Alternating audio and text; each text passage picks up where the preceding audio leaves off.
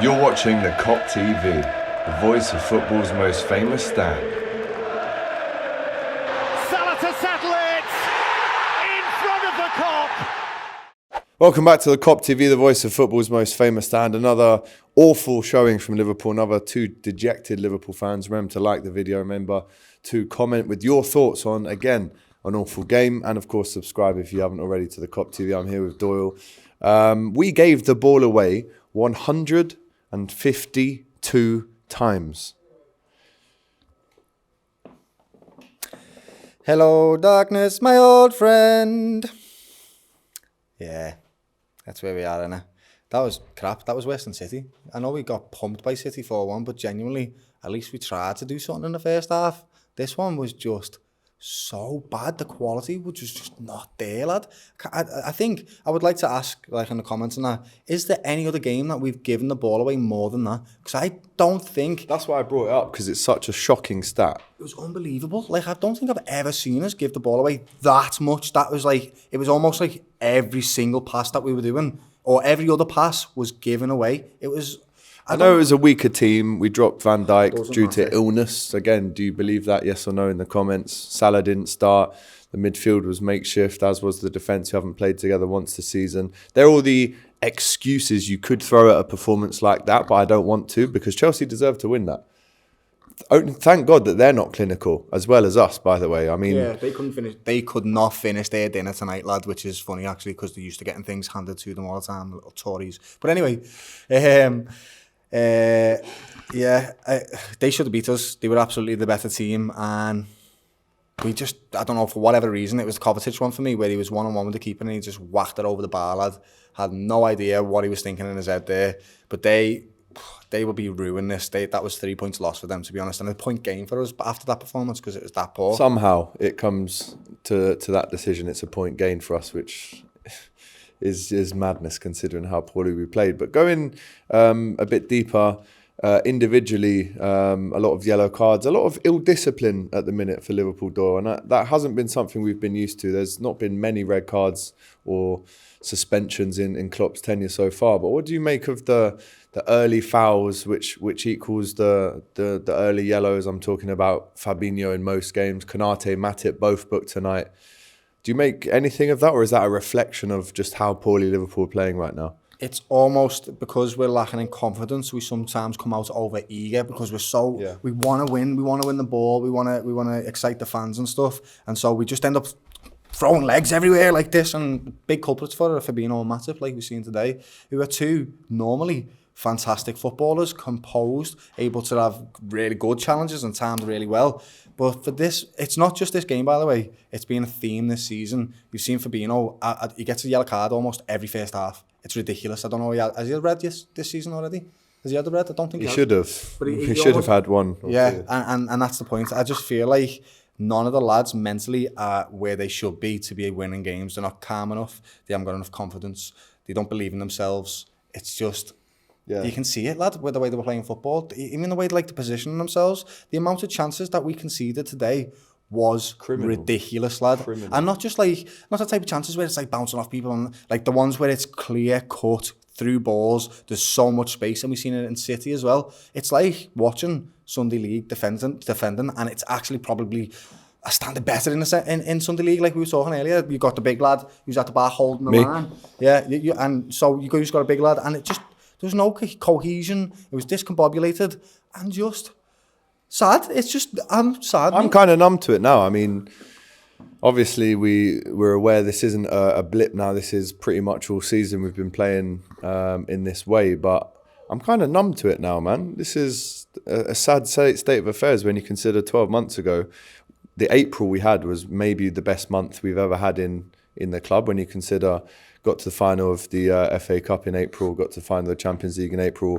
We beat Everton, United in April last year, and Arsenal. So it's a very different setting right now. This time last year, we had 75 points, lad, on the board. We would be winning the league right now if we were in the same form. It just goes to show you, like, Chelsea, Liverpool and City, who have probably been the best performing teams in the last 5 years, have just utterly fell off a cliff, lad, unbelievably. And I don't know where they're going to get the quality back. I don't know when it's going to happen. I do know that we are we are the best at beating the top 6. That's good, and probably that's because we beat Newcastle twice. Six draws in a row now, though, to Chelsea. I mean, we saw the little mini league, the 6 teams at the top. We were top of it going into the City game.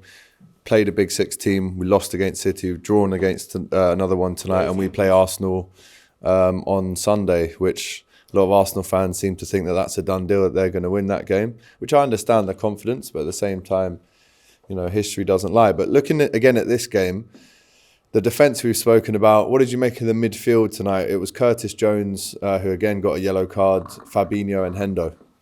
Like we said, the job of a midfielder, mate, is to make sure you retain the ball. And that may be hold-up play. That might be a sideways pass. That might be a creative pass. Either one, none of them worked. So it didn't matter what midfielder was on today. I feel like the confidence just wasn't there. Curtis Jones tried his best, like everybody else, but it just wasn't good enough. And it's as simple as that, really. I love the lads, Scouser, all of that. Love Fabinho, love Hendo. But the amount of times they misplaced the ball, the amount of times they took too long on it, the amount of times they just didn't make the right decisions, there's no excuse for it. They were just all performed very badly, and that's it. The midfield was poor, and it just, we need, honestly, I said in the last video, I think we need a good 8, 9 players. I would say at least 8. Honestly, lads, honestly, I think we need probably another centre-back, because if I'm looking at Matip, doesn't play a full season even when he is fit. So who are we going to get in to replace that? We need someone next to Conte. Gomez. My heart goes... No, honestly, Gomez. I'm talking about Gomez right now. No, but you said Conte. You mean Konate. Sorry, like Konate, yeah. Gomez, mate, he's a Champions League winner, a Premier League winner, yeah. Phenomenal. He's been amazing next to Virgil van Dijk. But this season, I don't know who he is. I genuinely don't know who this man is. He's lost all ability and composure and confidence. It's gone from him. And we first noticed it in the Napoli game where he made loads of mistakes. But today, just as bad. I think the only thing that he did was good, was a shot. He had a decent shot that was that forced Kepa into a save. I mean, we didn't force Kepa into many saves. Darwin a couple of, you know, on target strikes. I don't think Salah did much when he came on. Jota huffed and puffed, but to no avail. I mean, if we're talking about the lack of creativity, the lack of potency up front, then surely the blame tonight has to be with the forward players, does it not? The blame is not on any individual, mate. The blame is on the team as a whole, because that's what's not performing. I think Gakpo has found some form in the last few games, and maybe in 2023 he's found some form. But other than that, I'm not going to hang my hat on any sole player being bad. I will say, though, that Alisson has been our best player. Easily. What did you make of him and Hendo having a bit of... I was about to say that. I was just about to go on to that, and again, sad. This just makes me upset, all of this. Like, we love all the lads that play for this team right now. And you know why? Because they've given us everything, lad. They've given us everything to celebrate and enjoy. And we fell in love with our team again. But it's just the reality of now, it's time to build a new team. And that slowly is going to need to happen. And what needs to happen quickly? You don't know, lad. I think the one thing that is giving me a bit of solace is that mini league that we were talking about of top 6. That goes to show that we're not too far away from it. We're not too far away from the quality that we need to have. Because when we need to turn it on, or when we have turned it on, we have done that. We beat Napoli, we've beat United 7-0, we beat City. And that's not because it's a fluke. That's because there's quality there. So that's the only thing that's giving me hope for progression. We just need to buy right. It has to be no mistakes in these buys, mate. Yeah. It has to be the way we bought Mane, the way we bought Virgil, the way we bought Salah, the way we bought Alisson. They all come in, they worked, and they were perfect. It's going to have to be that, because that's the margins in football. It's a very fine margin for success. And I am scared, lad. I can't lie. But yeah, further away from the top 4 now. I mean, are we going to make top 4? I don't think so, lad. I don't think so. I think and the reason why I don't think so is Newcastle. I think Newcastle are the new entity. Yeah, no disrespect to Brighton or Brentford either.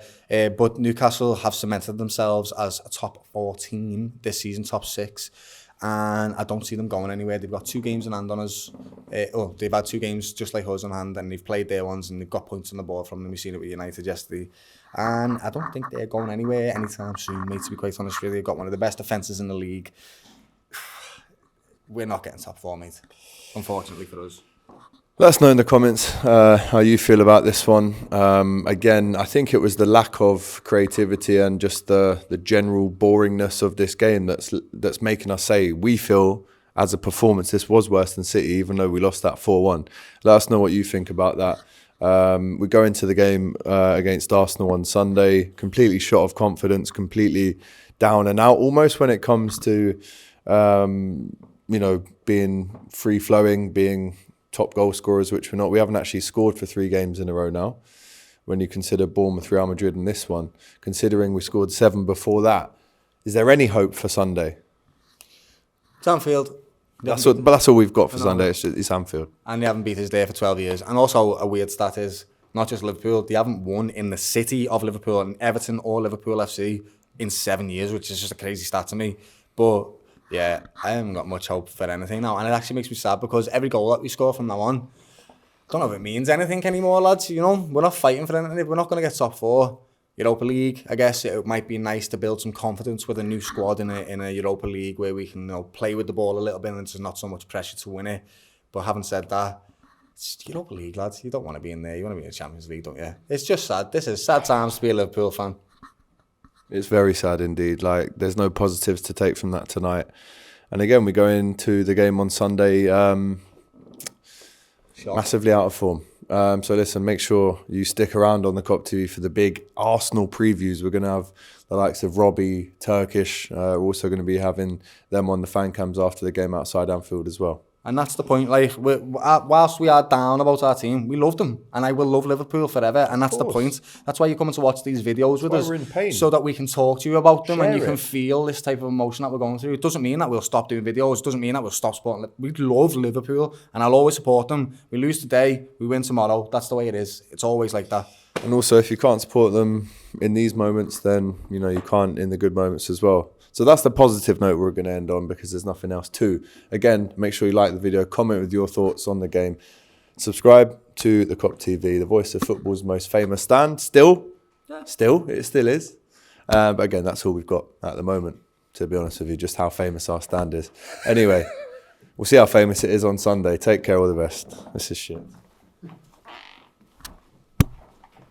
Thanks for watching this video, guys. I hope you enjoyed it. Please, guys, don't forget to like, comment, and subscribe to the Kop TV. The voice of football's most famous stand.